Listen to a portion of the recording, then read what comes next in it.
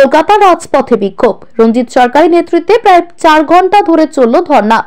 চলতি বছরের লোকসভা নির্বাচন কমিশনের তরফে এখনো পর্যন্ত দিনক্ষণ ঘোষণা করা না হলেও সূত্র মারফত জানা যাচ্ছে চলতি মাসে প্রকাশ্যে আসতে পারে ভোটের দিনক্ষণ।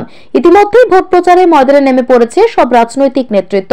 আর এসবের মাঝেই কেন্দ্রীয় সরকারের বিরুদ্ধে প্রতিবাদে নামল তৃণমূল কংগ্রেস। আধার কার্ড নিষ্ক্রিয় করার প্রতিবাদে তৃণমূল কংগ্রেস নমঃশূদ্র এবং উদ্বাস্তু সেলের রাজ্য সভাপতি রঞ্জিত সরকারের নেতৃত্বে কলকাতার রাজপথে বিক্ষোভ প্রদর্শন উদ্বাস্তু এবং নমঃশূদ্রদের। কেন্দ্রীয় বঞ্চনার পাশাপাশি এবার আধার নিষ্ক্রিয় করার প্রতিবাদে এই বিক্ষোভ তৃণমূলের। এদিন ধর্মতলা ট্রাম ডিপো থেকে হাজার হাজার নমঃশূদ্র এবং উদ্বাস্তু সম্প্রদায়ের মানুষ পদযাত্রার মধ্যে দিয়ে এসে পৌঁছান গান্ধী মূর্তির পাদদেশে। এরপর সেখানে প্রায় 4 ঘন্টা ধরে চলে ধর্ণা কর্মসূচি। সমগ্র ঘটনা প্রসঙ্গে নমঃশূদ্র এবং উদ্বাস্তু সেলের রাজ্য সভাপতি রঞ্জিত সরকার বলেন, কেন্দ্র সরকার গণতন্ত্র অধিকার কেড়ে নিতে চাইছে আমজনতার। শিশু থেকে বয়স্ক সকলের অধিকার কেড়ে নেওয়া হচ্ছে। বাড়ি বাড়ি এসে পৌঁছাচ্ছে আধার নিষ্ক্রিয় চিঠি। এই ঘটনার প্রতিবাদে আজ আমরা ময়দানে নেমেছি।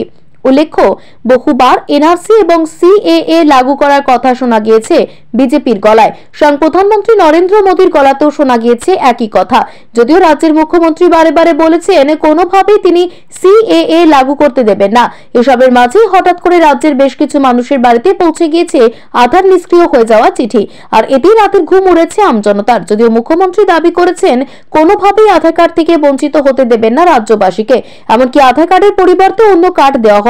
যদি আধার কার্ড না থাকে তারপরেও মিলবে সরকারি বিভিন্ন প্রকল্পের সুবিধা। সাধারণ মানুষের পাশে থাকার জন্য খোলা হয়েছে নতুন পোর্টাল। এসবের মাঝে শহর কলকাতায় দেখা গেল প্রতিবাদের চিত্র। তাহলে কি লোকসভা নির্বাচনের আগে লাগু হয়ে যাবে সিএএ? এখন সেটাই দেখার। আজকে আমরা কলকাতার রাজপথে মতুয়া, নমঃশূদ্র এবং উদ্বাস্তু সমাজের মানুষ আজকে এখানে পদযাত্রার মাধ্যমে দিল্লিকে বার্তা দিতে চাই এটাই যে হঠাৎ করে সাধারণ মানুষকে না বলে আধার কার্ডকে বাতিল করে দেওয়া হয়েছে। এতে সাধারণ মানুষের যে গণতন্ত্র অধিকার এবং তাতে হস্তক্ষেপ করা হয়েছে। শিশু থেকে বয়স্ক পর্যন্ত তাদের অধিকার কেড়ে নেওয়া হয়েছে।